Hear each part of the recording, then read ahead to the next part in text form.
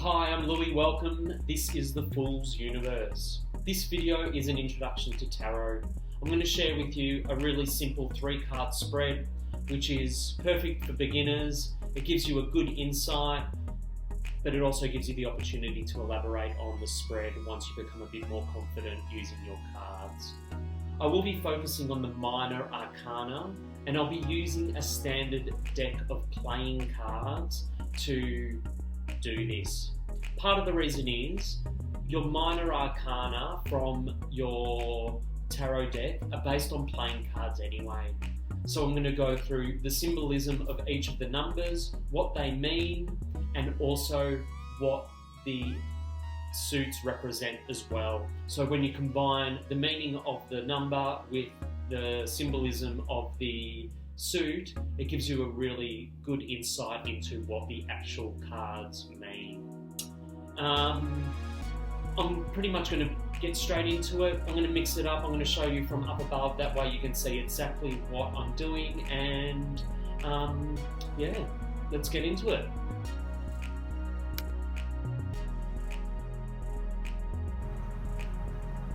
So I'm going to use your standard deck of cards to explain the different suits and what they represent and what they symbolize as well. So in your standard deck, you've got clubs, hearts, spades, and diamonds. When you've got your standard tarot deck, you actually have very similar suits. You've got clubs, which is clubs.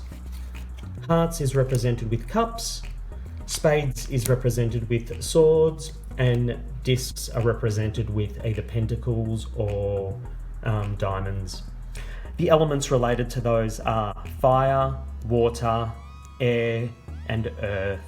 And when you look at the meaning of the cards,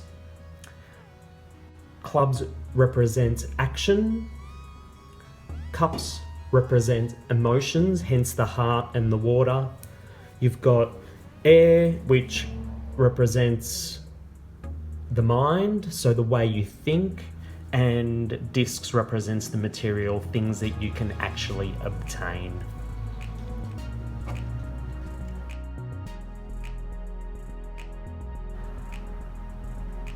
I'm now going to go through what each of the numbers represent and how you can apply these suits for your reading for each number. So we'll start off with number 1. Ace, or number 1, is the start of a new. It's the beginning of a cycle. 2 generally represents balance. It's usually the coming together of two to create harmony.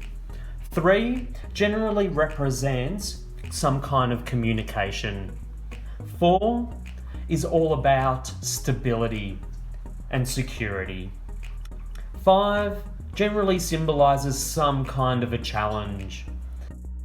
6 is about perseverance. You've come through a challenge and you're persevering, you're working things out. 7 is all about experience. 8 represents change. 9 is about fruition, so things are coming towards some kind of a conclusion. And 10 represents the end of a cycle. Then you've got your royal cards up the top there. In your standard deck of cards, you've got a Jack, Queen, and King. In your tarot deck, you usually have a page, a knight, queen, and a king. When I read standard cards, I usually combine the page and the knight together to make the Jack. So the Jack, I believe, represents someone who is sometimes a little bit naive, someone who is young in their approach to things, and someone who's still learning. Queen quite often represents someone who is maternal, someone who is logical, someone who is calm and compassionate. And the King generally represents someone of authoritarian values, someone who has control of things and does things in a way that is quite orderly. Then I've also added the Joker there as well. The reason I've added the Joker is because you can actually use that to symbolize the Fool, which is one of the major arcana cards in your standard tarot deck. The reason I put in the Joker is because it represents the number 0 or the unit 0, and that encompasses everything. It's a full circle. Everything starts and finishes with a 0. It's a perfect flow. He encompasses everything, and usually if a joker comes up in one of my spreads, I usually refer to that as a major event where something quite big is going to happen. Okay, so now I'm going to just quickly look at a few of these cards, and I'll talk about how I would interpret the number with the suit to work out what their meaning would be.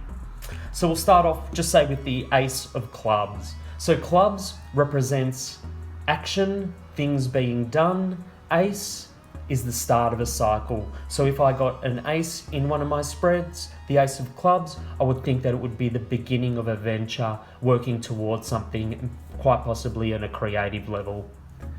Then we will move to, let's say, the 3 of Diamonds. So 3 represents communication. Diamonds represents the material, things you can obtain. I would interpret the 3 of Diamonds as being you're having some kind of a communication to work towards coming up with some kind of physical outcome. So it might be a collaboration with other people to work towards obtaining the material. Then we'll throw in, just say, the 7 of Spades.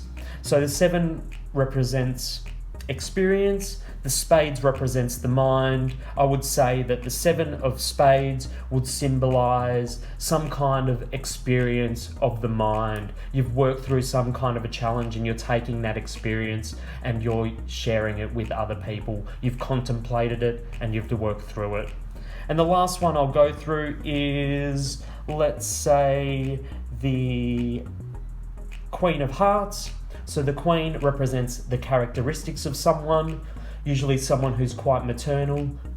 Hearts represents the Cups, which is about emotions. I would say the Queen of Hearts represents someone who is emotionally compassionate, someone who's considerate, and someone who has a maternal approach to their emotions and how to communicate that. Okay, now I'm going to show you a really simple 3-card spread.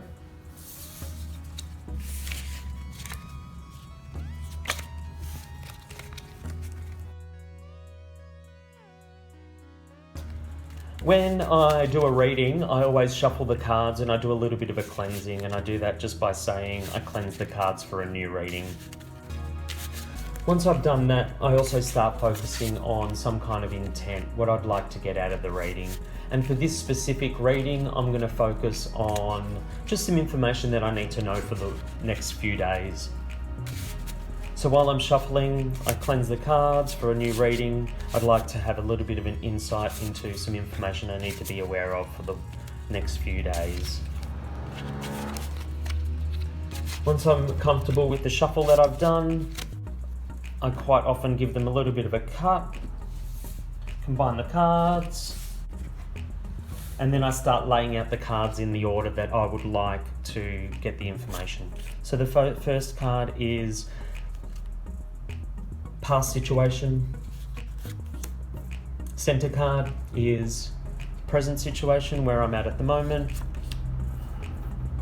Third card is the outcome in relation to the situation. And then I start flipping the cards and I should get some kind of a narrative. So the first card is the Ace of Diamonds. The Ace is the start of a cycle, and Diamonds represents the material, things you can obtain.